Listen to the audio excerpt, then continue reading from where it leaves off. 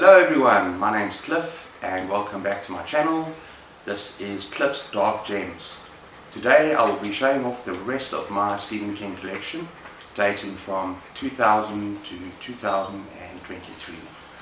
We'll also be looking at Stephen King and the terrible accident he suffered on June the 19th, 1999 and how this may have affected his writing for better or for worse.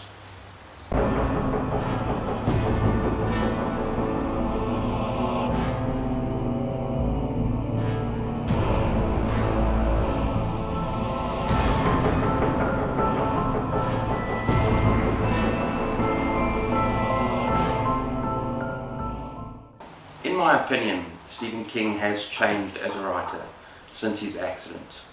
His books are a lot more hit or miss for me, although even his misses are great stories, which prove to me that he remains a masterful storyteller.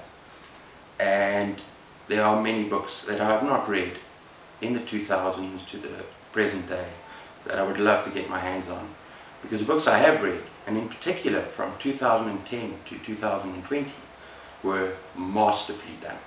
Just proves that you don't need to be a pure horror writer, and I look forward to carrying on with these stories.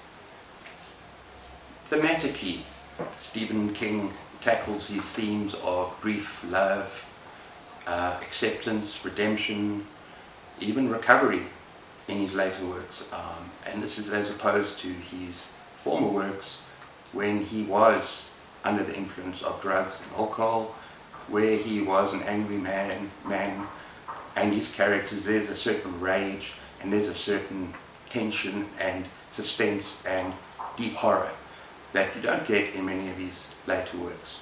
However, as I've said, he is a storyteller, and even though he does include those themes, often they're there. He's almost become mature. He seems to be a more well-rounded writer than he was before.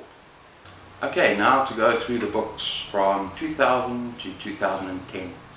And we start with a book that he wrote after his accident, while he was on heavy medication and painkillers, and that is Dreamcatcher. Now, Dreamcatcher is an interesting story. It's a little bit all over the place. It's a little bit of a mess. It's about an alien invasion, and it has some serious body horror. If anyone remembers the shit weasels, and I think this is reflective of Stephen King after his accident. And I think he himself admitted this was a book he would rather forget. I still think it has some wonderful elements. I still think if you can get past the little bit of a messy plot, there are some great characters, some great character development, and it's well worth the read. The next book we have is Black House. Now this is the follow-up to The Talisman, which I enjoyed a lot more than this book. Although the first half of this book is a bit slow, but then it does come to a pretty interesting and fun conclusion, quite exciting. But this still shows he hasn't hit his stride just yet. The first short story collection Stephen King wrote in the 2000s was Everything's Eventual. This is the mixed bag, but it contained two exceptional stories, The Road Virus Heads North and 1408. And if you can remember, 1408 became a movie that in my opinion was great, with John Cusack and Samuel L. Jackson. Next we're going to go to the three final Dark Tower novels that Stephen King wrote, one after the other. I think he was in a hurry to actually finish the novels and the series, and a lot of fans didn't like that, and they felt that the series kind of fell down after part 3. Me myself, I absolutely loved the entire series, and Latra. Part 5 is Wolves of the Colour, and this is almost like a side quest, a western side quest, where Roland has to help these people defeat these very strange wolves. And it is kind of like a strange western. It has nods to even Harry Potter, so it's a bizarre story, but I found it a lot of fun. And for those fans that love Salem a lot, You might love this story because there's a bit of a surprise in there as well. Okay, next we come to part 6 of the Dark Tower series, Song of Susannah. Now this is another one I loved, and really I should just talk about part 6 and part 7 in the same breath. I think it was exhilarating, really quite a ride as a quartet moves towards the Dark Tower. Sometimes heartbreaking, but just a wonderful conclusion to what I think is the best fantasy stroke sci-fi stroke western ever written. So it's Song of Susannah, Dark Tower 7, fantastic ending, polarizing, but I loved it. Okay, next we come to a collection of books that I have not read, and unfortunately also a few that I have DNF'd, and I think there are only 2 Stephen King books that I have DNF'd as a constant reader, but I will get to them and finish them. The first is Cell. I haven't even started this book. I've heard bad reviews.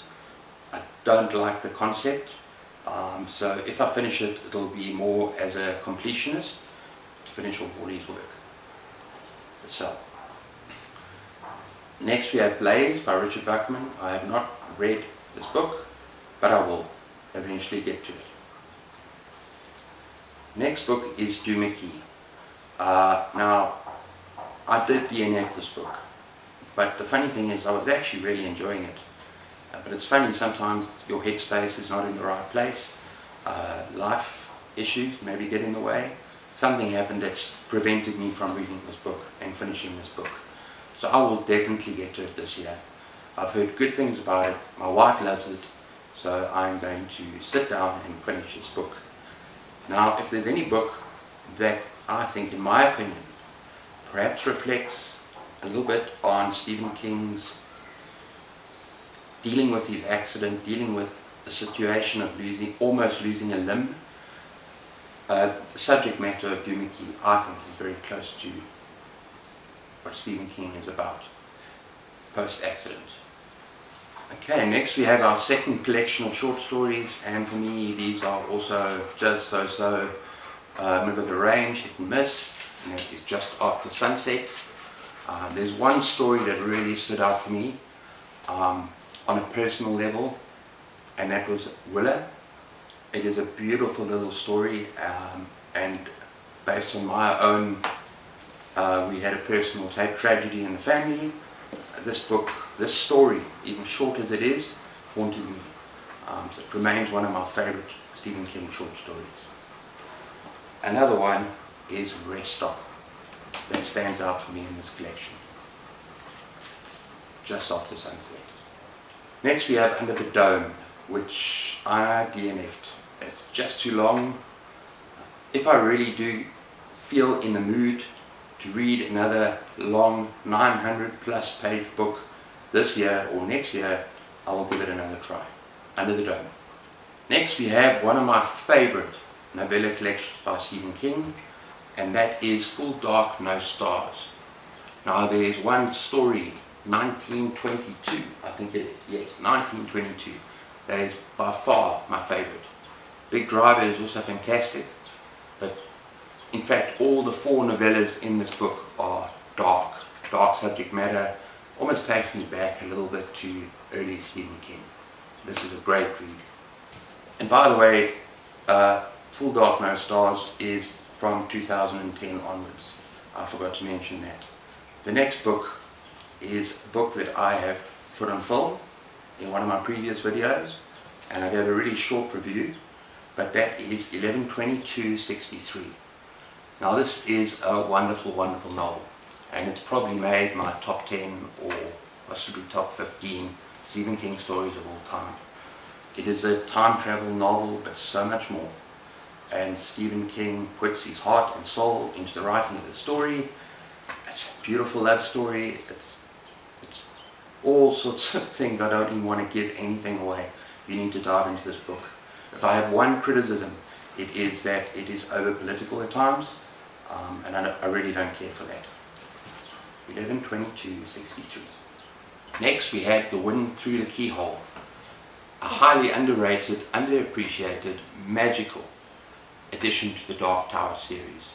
A story within a story, and I'm so surprised that there are not more people that rave about this book. The Wind Through the Keyhole. Next book is a follow-up to The Shining, Doctor Sleep. This is also a great story.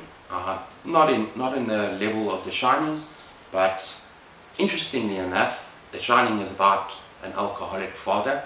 This is about the son who becomes an alcoholic who's recovering. So that ties in with his past as well, which is very interesting. Next we have Bizarre Bad Dreams, which is an okay collection of short stories, but I thought it also was very uneven.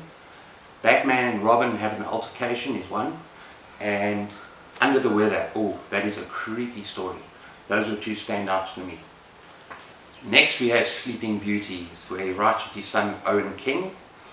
This book has a lot of mixed reviews. My wife hasn't particularly enjoyed it, but I'll get to it at some time and make up my own mind. Next we have one of Stephen King's most highly underrated, underappreciated novels that he's ever written. I think this is in my top 10 Stephen King novels, and that is The Institute. This is dark, it is terrifying, it looks at children. Stephen King writes children in it so much better than anyone else, and I just absolutely devoured this book, and you should give it a try. Some of the darkness and the gore and the stuff that happens towards the end of the book, and it's also a thrill ride. It's exciting, it's more like a suspense really than a horror, but this is just a fabulous, fabulous book. Next we got a little box set that I have not read any of them yet, but I'm really planning to get to one of them, and that is the hard case crime novels of Stephen King. Let me just take these out quickly. Okay, we've got The Colorado Kid, looks pretty cool. We've got Joyland, which I've been meaning to read for a long time. I've heard such wonderful things about this little book. And we've got Later, which is one of his latest stories. I think it was in 2022 or 2023. Finally, the last two things I'm going to show you are just some non-fiction, which is by Lisa Rogach, The Haunted Heart, The Life and Times of Stephen King.